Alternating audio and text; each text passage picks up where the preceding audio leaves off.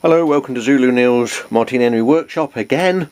There we are in the middle of the October evening with the rain pouring down outside. Today we're going to do one of the easiest jobs doing the Martini Henry, and the thing that phases people out the most: removing the breech block and putting it back in again. It really couldn't be any easier.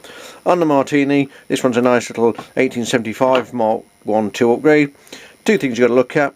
There's a split pin here, transverse split pin, which goes right the way through the rifle. This is not a screw. There's no point turning it around and around and around because nothing will happen. All you need to do to remove the breech block here is get a drift or a punch. Now in this instance I'm going to use the punch of a original Martini Henry tool, and just basically tap it out of the action. So we're going to get a screw, we're going to get the punch, and we're going to knock it out like that. Okay, once you've knocked the pin out, give it a little bit of wiggle, and out it will come.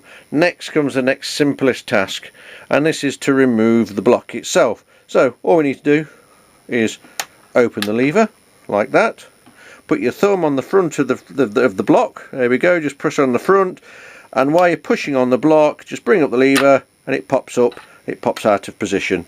Couldn't be any easier. Now we're going to put it back in again. Now if you've got to take the breech block out for any reason, for cleaning, etc., this is the way you'd do it. Now when you put the breech block in, most important, you've got to make sure that inside the rifle the tumbler is forward. So just depress the trigger, and you can see the tumbler wiggling around in there, look like that. Press the trigger, push the tumbler forward with the cocking indicator. That makes sure it's in the right position. Also, another important thing where a lot of people tend to get wrong is that underneath the breech block itself there's a slot. That slot must be in place, because if it's not, you're going to break your tumbler. So what you do with this, look, if you get a screwdriver on this, you can spin the breech block round. Now you've got two positions on this, on your firing pin. You've got a long in this instance. You see that one, and then if I turn that around here, you've got a short. If you want to put a bit more pressure on your firing pin, then simply turn it to the short setting. That's going to pull the firing pin back a little bit more and give you a bit of extra oomph. In this instance I know this doesn't need it, so I'm going to turn that around so the tumbler position is lined up. Okay, that's square like that. Now comes the easy bit, and most people try to make it the hard bit. Okay, make sure the tumbler is forward, press the trigger, take the breech block, place it on top of the action like that.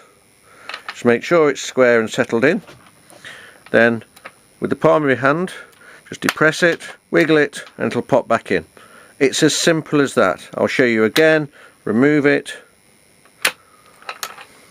tumbler forward, take the block, place it on top of the action like that, depress the handle, wiggle the lever, and it pops back in. The next job is just take a pair of pliers, or in this instance use the original Martini Henry tool. Why don't you, Neil? Yeah, okay, I will. Pop on the split pin onto there. That'll close it up.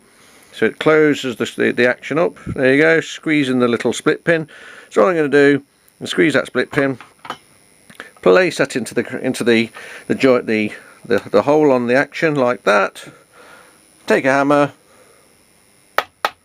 knock it in. There we go. Test the action. Job's a good one. Thanks for watching.